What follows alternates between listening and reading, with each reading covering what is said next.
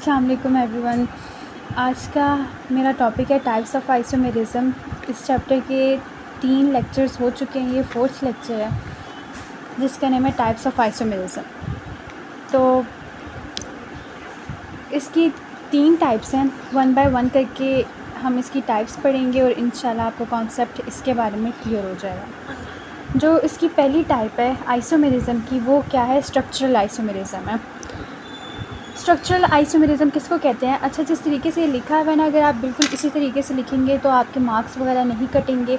मैं डेफिनेशंस बोल दूँगी, मैंने सिर्फ उनके वो की पॉइंट्स कुछ लिखे हुए हैं। एग्जांपल्स आप एज़ इट इज़ लिख सकते हैं और इंशाल्लाह आपके मार्क्स नहीं कटेंगे। सबसे पहले हम स्टार्ट करते हैं स्ट्रक्चरल आइसोमेरिज़म को।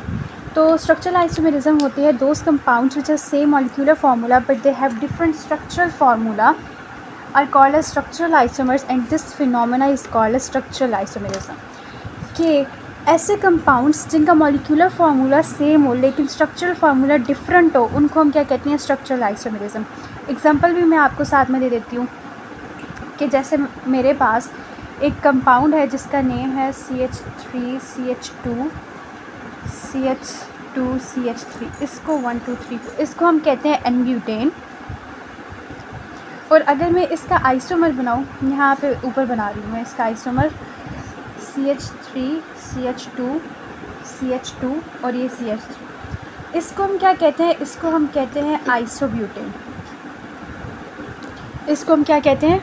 आइसोब्यूटेन कहते हैं। अब ये एन-ब्यूटेन था और ये आइसोब्यूटेन है। इन दोनों में क्या है? कार्बन 4 है। अगर हम इनका मॉलिक्यूलर फार्मूला काउंट करें, फॉर एग्जांपल कितने कार्बन है? 4 कार्बन है, 3 4 5 6 7 और 10 हाइड्रोजन है। तो इसी तरह इसके अंदर भी जो कार्बन की स्ट्रेंथ होगी वो 4 होगी और जो हाइड्रोजन होंगे हमारे पास वो 10 हाइड्रोजन होंगे। इनका मॉलिक्यूलर फार्मूला सेम है, इनका स्ट्रक्चरल फार्मूला डिफरेंट है। किस तरीके से? ये हमारे पास एक स्ट्रेट चेन में आ रहा है और ये हमारे पास ब्रांच में आ रहा है। तो इन कंपाउंड्स को हम क्या कहते हैं कि ये दोनों कंपाउंड्स एक दूसरे के क्या होते हैं? आइसोमर्स होते हैं। और ये जो फिनोमिना होता है, इस फिनोमिना को हम क्या कहते हैं? आइसोमेरिज़म। ठीक है, अब इसकी फ़र्दर कुछ टाइप्स हैं, हम उनको वन बाय वन पढ़ते हैं। सबसे पहले हमारे पास पोजीशन आइसोमेरिज़म। अब सबसे पहले इनमें इस लेक्चर में ना बहुत ज़्यादा आपके शॉर्ट बनते हैं, चाहे वो पंजाब बोर्ड हो चाहे वो फेडरल बोर्ड हो, इसमें से शॉर्ट आते हैं। ठीक है, सबसे पहला शॉर्ट है हमारे पास पोजीशन आइसोमेरिज़म और ये काफ़ी दफ़ा अगर आप पास्ट पेपर्स देखें तो ये लॉन्ग में भी आया हुआ है। सबसे पहले है हमारे पास पोजीशन आइसोमेरिज़म्स। पोजीशन आइसोमेरिज़म की जो डेफिनेशन है वो आपने इस तरीके से लिखनी है कि position isomerism is a type of isomerism which have same molecular formula but they have different positions of the same functional group. बात क्या कही इसमें ये बात कहेगी कि उनका जो मॉलिक्यूलर फार्मूला होगा हमारे पास वो सेम होगा, लेकिन जो एक फंक्शनल ग्रुप है वो भी सेम होगा, लेकिन डिफरेंट क्या होगा? उसकी पोजीशन होगी, किस जगह पे वो फंक्शनल ग्रुप लगा हुआ है वो पोजीशन डिफरेंट होगी। एग्जांपल आपके सामने है कि हमारे पास ये 1 क्लोरोप्रोपेन एंड 2 क्लोरोप्रोपेन। इस कंपाउंड में हमारे पास फंक्शनल ग्रुप क्या है? ये क्लोरीन, ये हमारे पास फंक्शनल ग्रुप है। अब यहाँ पे मैंने कहाँ पे लगाया हुआ है? इसको बिल्कुल फर्स्ट पे लगाया हुआ है, तो इसको मैंने नेम दे दिया 1 क्लोरोप्रोपेन। यहाँ पे ये सेकंड नंबर पे लगा हुआ है, इसलिए इसको हम नेम दे देंगे 2 क्लोरोप्रोपेन।